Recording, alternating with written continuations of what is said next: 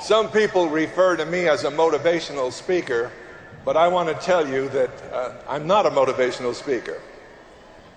I want to give you information that can transform your life and transform your business.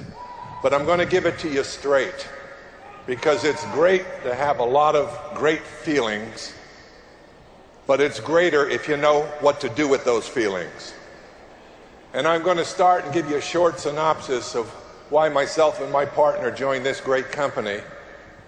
So you see, we had many years of experience in the industry. It isn't like asking your next door neighbor, what do you think about this opportunity, when they've probably never gone to an opportunity meeting or had the due diligence behind them to look at a company. When Artie and I went in to look at the company, the first thing we wanted to do was meet the owners. And I felt that if we got the right feeling from the owners, we were certainly introduced to look at the opportunity by the right person, and that was Mr. Larry Raskin. And I knew Larry for many years. And I knew Larry's character and credibility, and that certainly influenced us to go and take a look. But we had to get beyond Larry. I had heard a lot of great things about this company, and it was, well, they were about 6 years old then. And we went in, Artie and I went in and spent a day with the owners. And we felt that we were in a position, experientially, educationally, to ask the right questions and to discern the kinds of answers we were getting. And I left that meeting that day very, very impressed. Here's what I saw. I saw that they had the intelligence to do it. They had a track record that already proved they were on their way. They had the experience in the industry, in your seats and my seats when we're out there. That was important to me. They weren't going to talk from a philosophical base. They were talking from an experiential base, and it was quite different. Not only that, they had this unbelievable belief that this company would be here generations to come. It was the first company I'd ever heard really talk about it be ongoing beyond the money. Then the second thing I wanted to know is, did they have the money to do it right? Many companies start up and they have ideas and plans and they need to go outside to get their money, and then they're out of control. Not only was I looking at the guys who had the money, they had the knowledge to know where to spend it if you gave them great ideas. So that was in place. And then I looked at the product line, and quite frankly, for all the years I'd been in network marketing, I was always dealing with products, hard goods. I felt if I can believe in the product, I can sell the product, I can train people how to do likewise. But services was like, wow, services in network marketing? No more inventory, no more calling people to see if they ate the vitamins or used the product. I didn't have to take money from people. They were already spending that money someplace else. And what was the future with deregulation? So when we put our business hats on, we knew they were in the right industry. They had 6 years of experience. Where could it go? And then we looked at the compensation plan. And I want to say something to you, because a lot of you people miss it. When I saw the real minimal qualifications an individual needs to meet, that said a volume to me.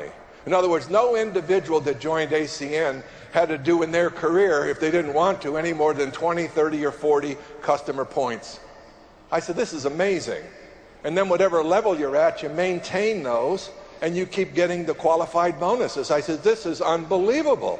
This meant to me that if you understood that you could go out and build what I call platforms of distribution, other business builders that could see the same thing and duplicate it. So I want you to recognize, when you hear a product coming on board, or you think you might not have the product immediately that you need, take it into the first person.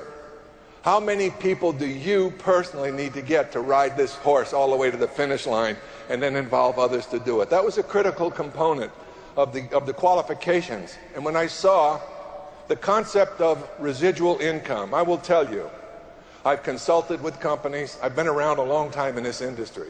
Residual income is very, very difficult to come by when you have a product-based company. It takes a long, long time, and people change, and it's not something universally. Let me say it this way.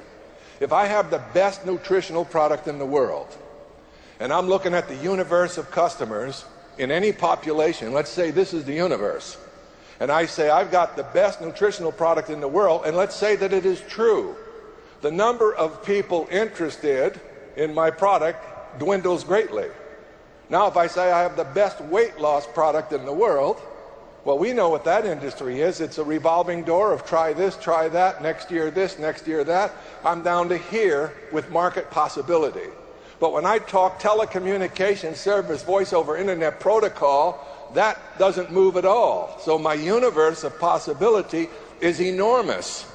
And if you people are not business people, I made it pretty simple for you. Know what you've got a hold of here. Because when you leave here, if you don't know the possibilities for yourself and your family, you wasted your time being here.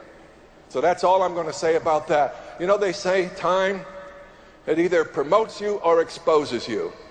I liked these guys when I started. I like them more today, and we're in our 9th year. So they've proven to be what they were when I first saw them, and they care about you. And that's critically important. So that's what I want to say about the company.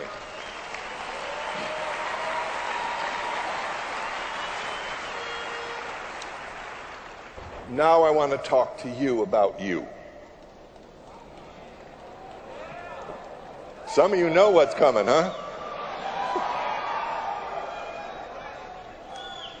I like to start what I'm going to call a journey in personal development, the profile of a winner.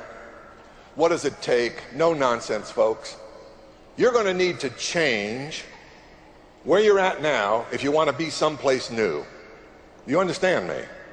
You can't be the same way you walked in here when you leave and expect to produce something new and valuable in your life. Now, in order to do that, there needs to be some truth-telling. There needs to be some mirror reflection, where you actually look into the mirror and do a self-analysis based on truth. You see, you got to know who you are. You got to know your weaknesses and your strengths.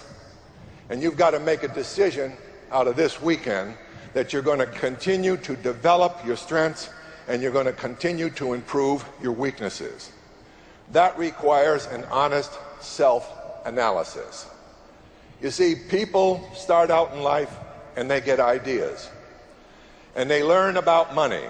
And most of us learned about money by going to work and getting a job. True or not true? When you're in your own business, it's entirely different. No one is going to tell you when to get out of bed in the morning. No one's going to tell you when to pick up a phone. No one's going to tell you when you should be listening to a tape or reading a good book. No one's going to tell you when to go to bed at night. Your whole life changes when you enter the world of the entrepreneur. Because now, just as in life,